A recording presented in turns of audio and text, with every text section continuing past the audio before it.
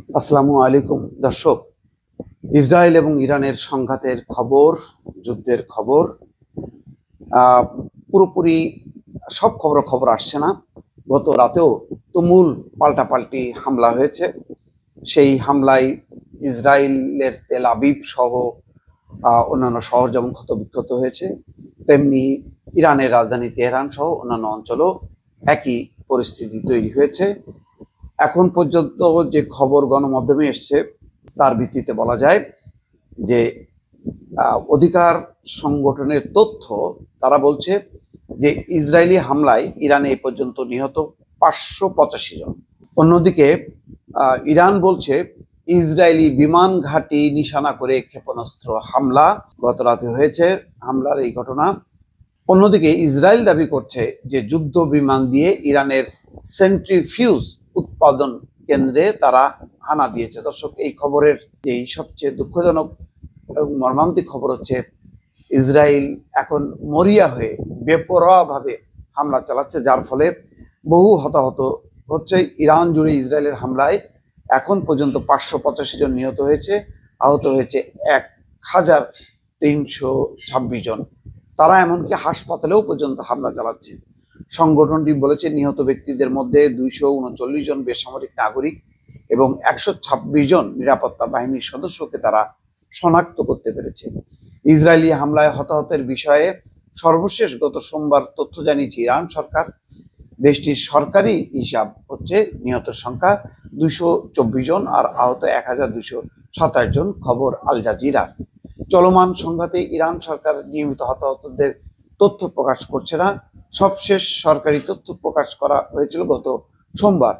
সেই তথ্য অনুসারে 224 জন আর আহত হয়েছে 1277 জন।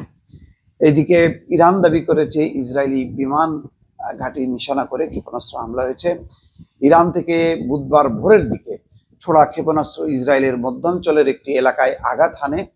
ক্ষেপণাস্ত্র হামলার পর এলাকাটিতে আগুন জ্বলতে দেখা যায়। ইরানের ফার্স নিউজ এজেন্সির খবরে বলা হয় হামলার লক্ষ্যবস্তুগুলোর মধ্যে ছিল একটি ইসরায়েলের বিমান ঘাঁটি। এটি ইসরায়েলের উত্তরাঞ্চলে অবস্থিত। তবে ইসরায়েলের এই বিমান ঘাঁটিতে আসলেই ইরানি ক্ষেপণাস্ত্র আঘাত হেনেছে কিনা সেই বিষয়ে স্পষ্ট কোনো তথ্য পাওয়া যায়নি। যুদ্ধকালীন সময়ে ইসরায়েলের সামরিক সেন্সরশিপ চলমান রয়েছে। বিশেষ করে সংবেদনশীল সামরিক স্থাপনায় হামলার ঘটনা ঘটলে সে বিষয়ে সংবাদ মাধ্যমে প্রতিবেদন প্রকাশের অনুমতি দেওয়া হয় না। এই খবরও দিচ্ছে আল জাজিরা। যুদ্ধ বিমান দিয়ে ইরানের সেন্ট্রিফিউজ উৎপাদন কেন্দ্রে হামলার দাবি করেছে ইসরায়েল। এতে বলা হচ্ছে ইসরায়েলি সামরিক বাহিনী দাবি করেছে তারা 50টির বেশি যুদ্ধ বিমান দিয়ে ইরানে হামলা চালিয়েছে। হামলার লক্ষ্যবস্তু ছিল ইরানের সেন্ট্রিফিউজ উৎপাদন কেন্দ্র সহ একাধিক অস্ত্র উৎপাদন কেন্দ্র। খবর আল জাজিরার। টেলিগ্রাম পোস্ট করা এক বিবৃতিতে ইসরায়েলের সামরিক বাহিনী বলেছে সুনির্দিষ্ট গোয়েন্দা নির্দেশনার ভিত্তিতে এই হামলা চালানো হয়।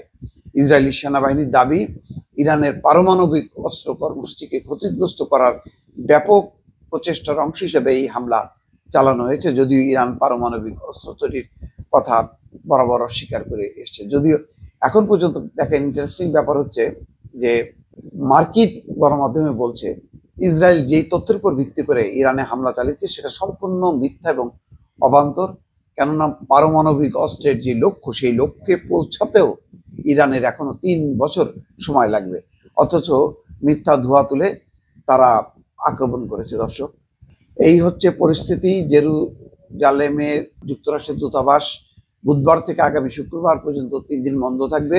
একই সঙ্গে দেশটির রাজধানী তেল আবিবে মার্কিন দূতাবাসের কনসুলার সেবাও এ সময় বন্ধ রাখা হবে। ইসরায়েলে মার্কিন দূতাবাস এক বিবৃতিতেই তথ্য জানিয়েছে। তার মানে হচ্ছে যে তেল আবিবে যে মার্কিন দূতাবাস আছে তারা নিজেদেরকে আর নিরাপদ মনে করছে না, তারা ভীত সন্ত্রস্ত। এবং ইতিমধ্যে দেখেছেন যে রাষ্ট্রদূত প্রথম যখন হামলা করেছিল ইরান, তখন 5 বার স্থান বদল করেছে নিরাপত্তার জন্য।